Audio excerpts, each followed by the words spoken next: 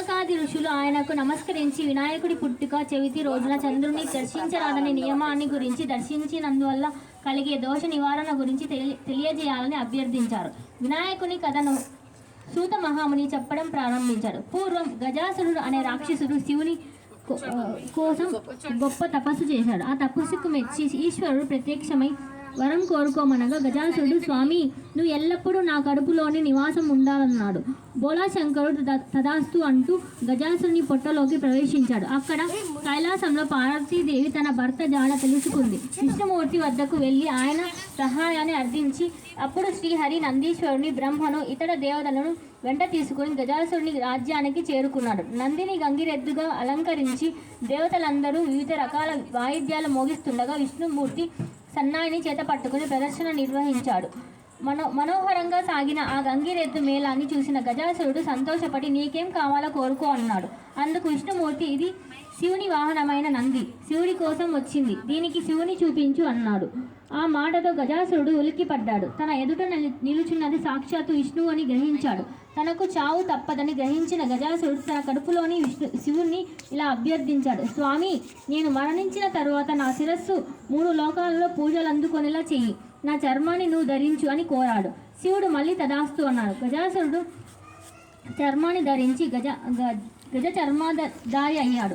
బ్రహ్మ, విష్ణువులను, ఇతర దేవతలను వారి వారి స్వస్థానాలకు నంపిన తర్వాత శివుడు నందీశ్వరుని అధిరోహించి కైలాసానికి పయనమయ్యాడు.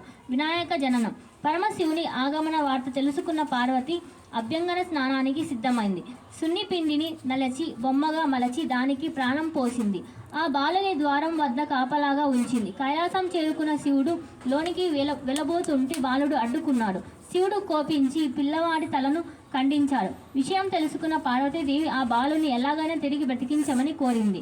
గజాసురుడికి ఇచ్చిన వరం ప్రకారం శివుడి ఆ తలను తెచ్చి మరణించిన బాలుడికి అతికించాడు. ఆనాటి నుంచి పార్వతి తనయుడు గజాననుడయ్యాడు. ఆ తర్వాత శివపార్వతులకు షణ్ముఖుడు ఉదయించాడు. గజాననుడు అనిందుడని ఎలుకను వాహనంగా చేసుకోగా కుమారస్వామి నెమలిని వాహనంగా చేసుకున్నాడు. విఘ్నాలకు అధిపతి. ఒకానొకసారి దేవతలు, మునులు కైలాసానికి వచ్చి పరమేశ్వరుని, స్వామి, విఘ్నాలను శాసించేందుకు మాకు ఒక అధిపతిని ఇవ్వండి అని ప్రార్థించారు. తన పిల్లల ఇద్దరిలో ఒకరికి విఘ్నాలపై ఆధిపత్యాన్ని ఇవ్వాలని శివుడు సంకల్పించాడు. అందుకు వారిద్దరికి ఒక పరీక్ష పెట్టాడు. మీలో ఎవరైతే నదుల్లో స్నానం చేసి ముందుగా నా వద్దకు వస్తారో వారిని విఘ్నులకు అధిపతిగా చేస్తాను అన్నాడు. ఆ మాటలు వినగానే కుమారస్వామి తన నెమలి వాహనంగా ఎక్కించి రివ్వుమంటూ దూసుకుపోయాడు.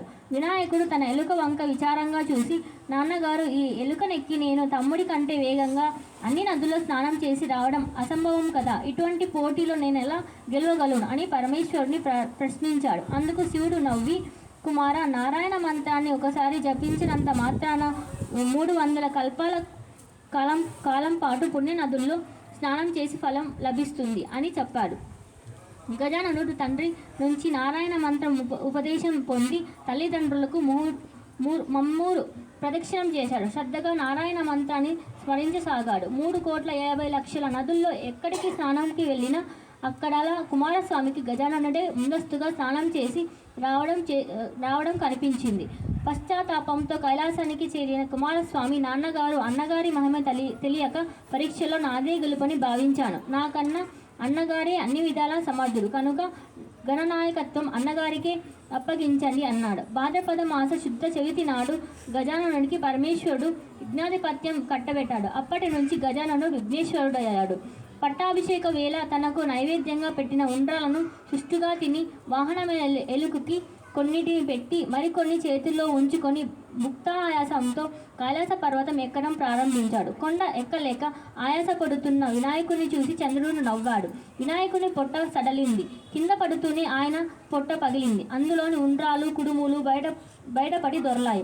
గర్భశోకంలో మునిగిన పార్వతీదేవి, చంద్రుని, దుర్మార్గుడా, నీ దృష్టి తగిలి నా కుమారుడు మరణించాడు కనుక నిన్ను చూసిన వారంతా నీలాపనిందలతో బాధపడుదురుగాక అని శపించింది.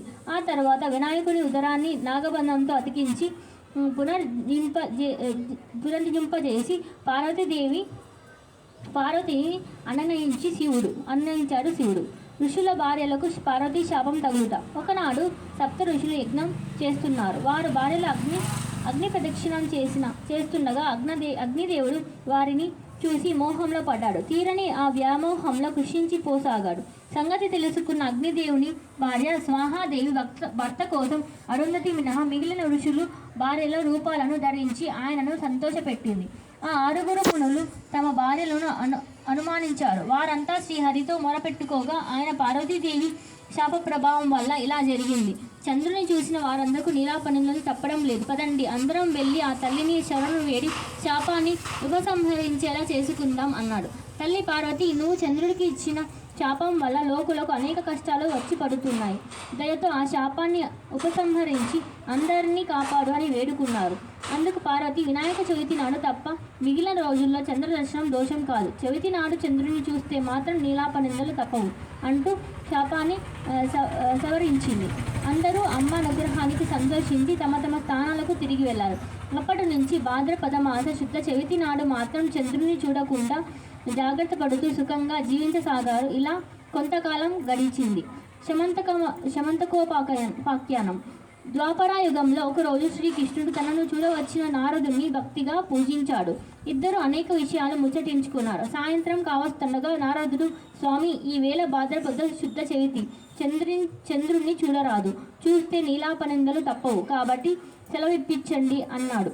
నారదుడి వల్ల పార్వతీ శాప వృత్తాంతం తెలుసుకున్న శ్రీకృష్ణుడు, ఈ రాత్రి చంద్రుణ్ణి ఎవరూ చూడకూడదు అంటూ ద్వారకా నగరంలో చాటింపు వేయించాడు. ఆ రాత్రి పాలు పితకడం కోసం గోశాలకు వెళ్ళిన శ్రీకృష్ణుడు పాలలో చవితి చంద్రుడు కనిపించాడు. ఆహా, చూడకూడని చంద్రుడు చూశాను. నాపై ఎలాంటి నీలాపనిందలు రాబోతున్నాయో కదా అనుకున్నాడు ఆయన. ఆకాశంలో సత్రజిత్తు అనే సూర్య పాసకుడు ఉండేవాడు. అతడు సూర్యదేవుని కోసం తప్పించి రోజుకి 8 బారుల బంగారాన్ని ఇచ్చే సమంతకమణిని పొందాడు. ఆ మణి ఉన్న చోట ఆరోగ్యాలు వృద్ధి పొందుతాయని ప్రతీతి. అటువంటి మణిని రాజైన ఉగ్రసేనునికి ఇవ్వాలని శ్రీకృష్ణుడు సూచించాడు. కానీ సత్రజిత్తు ఆయన సూచనను పడచెవిన పెట్టాడు. ఇలా ఉండగా ఒకనాడు సత్రజిత్తు తమ్ముడు ప్రసేనుడయ్యాడు. సమంతకమణిని ధరించి వేటకు వెళ్ళాడు. ఓ సింహం ఆ మణిని చూసి అది మాంసపు ముక్క అని భ్రమించి ప్రసేనుని చంపి మణిని నోట కరుచుకొని వెళ్ళింది. వేటకు వెళ్ళిన తన తమ్ముడు తిరిగి రాకపోవడంతో సమంతకమణి కోసం శ్రీకృష్ణుడే తన తమ్ముని చంపి ఉంటాడని సత్రజిత్తు నిందించాడు. నింద నిజం కాదని నిరూపించుకోవడం కోసం శ్రీకృష్ణుడు అడవికి వెళ్ళాడు. అక్కడ ప్రసేనుజిత్తు శరీరం పక్కనే సింహం అడుగుల గుర్తులు గమనించాడు. ఆ అడుగులను అనుసరించి వెళ్ళగా అక్కడ చచ్చిపడి ఉన్న సింహాన్ని పక్కనే ఎలుగుబంటి పాదాల గుర్తులను చూశాడు. శ్రీకృష్ణుడు ఆ గుర్తులను అనుసరించి వెళ్ళగా అవి ఒక గుహలోకి దారి తీశాయి. ఆ గుహలో ఉయ్యాల తోటలో నిద్రపోతున్న చిన్నారి ఆమె ఉయ్యాలకు ఆటబొమ్మగా కట్టి ఉంచిన సమంతకమణి కనిపించాయి. శ్రీకృష్ణుడు ఆ మణిని తీసుకోబోతుండగా జాంబవంతుడు వచ్చి ఆయనపై కలియబడ్డాడు. 28 రోజుల పాటు వారి ఇరువురి మధ్య హోరాహోరీ యుద్ధం జరిగింది. క్రమేపీ జాంబవంతుని బలం క్షీణించింది. తన బలాన్ని క్షీణింపజేయగలిగింది అపర శ్రీరామచంద్రుడే అని గ్రహించాడు జాంబవంతుడు. వెంటనే శ్రీకృష్ణుని మొక్కి ఇలా చెప్పాడు, దేవదేవ, నువ్వు త్రేతాయుగంలో రావణాది రాక్షసులను సంహరించడానికి పుట్టిన శ్రీరామచంద్రుడని అర్థమైంది. ఆనాడు నువ్వు నా మీద ప్రేమతో ఏదైనా వరం కోరుకోమంటే నీతో ద్వంద్వ యుద్ధాన్ని కోరుకున్నాను. సమయం వచ్చినప్పుడు నీ కోరిక నెరవేరుతుందని అప్పుడు చెప్పావు. అప్పటి నుంచి నీ నామస్మరణే స్మరిస్తూ ఉన్నాను. ఇప్పుడు నా ఇంటికి వచ్చి నా కోరిక నెరవేర్చావు. నా శరీరం అంతా నలిగి బాధగా ఉంది. నన్ను దయతో కాపాడు అన్నాడు. అంతటా జాంబవంతుడి శరీరాన్ని నిమిరి అతని అలసట పోగొట్టాడు శ్రీకృష్ణుడు. జాంబవంత సమంతకమణికి మణిని దొంగలించాలని నా మీద నింద వచ్చింది. నాకు ఆ మణిని ఇచ్చి నేనా అపనింద పోగొట్టుకునేలా చెయ్యి అని అడిగాడు శ్రీకృష్ణుడు. స్వామి, మణినే కాకుండా నా కూతురైన జాంబవంతిని కూడా నీకు భార్యగా సమర్పిస్తున్నాను. దయతో స్వీకరించవలసిందిగా కోరుతున్నాను అన్నాడు జాంబవంతుడు. అలా జాంబవంతుని అల్లుడై శ్రీకృష్ణుడి మణితో సహా సత్రజిత్తు నగరానికి వెళ్ళాడు. సమంతకమణిని అతనికి ఇచ్చి యథార్థాన్ని వివరించాడు. తన తప్పిదానికి పరిహారంగా సత్రజిత్తు తన కూతురైన సత్యభామను శ్రీకృష్ణుడికి భార్యగా సమర్పించాడు. సమంతకమణిని కూడా శ్రీకృష్ణుడే తీసుకోమని అభ్యర్థించాడు. మణిని తిరస్కరించి శ్రీకృష్ణుడు సత్యభామను మాత్రం స్వీకరించాడు. ఓ శుభముహూర్తాన భామకి శ్రీకృష్ణునికి వివాహం జరిగింది. ఆ వివాహానికి తరలివచ్చిన దేవతలు, మునులు శ్రీకృష్ణుడితో మొరపెట్టుకున్నారు. మహాత్మా, మీరు సమర్థులు కాబట్టి చవితి చంద్రుని చూడగానే వచ్చిన నీలాప నిందలను తొలగించుకోగలిగారు. మా వంటి వారికి ఏమిటి దారి? దీనికి ఏదైనా ఉపాయం చెప్పండి అన్నారు. ఎవరైతే భాద్రపద శుద్ధ చవితి నాడు కల్ప ప్రకారంగా వరసిద్ధి వినాయక వ్రతాన్ని ఆచరించి వ్రత కథతో పాటుగా శమంతకోపాఖ్యానాన్ని కూడా వింటారో, కథ అక్షంతలను తల దాల్చుతారో వారికి చవితి చంద్రుని చూసిన ఎలాంటి నీలాప నిందలు కలగవు అని శ్రీకృష్ణుడు అనుగ్రహించాడు అని సూత మహాముని వరసిద్ధి వినాయక వ్రత కల్పాన్ని గురించి శౌనకాది మహర్షులకు వివరించాడు.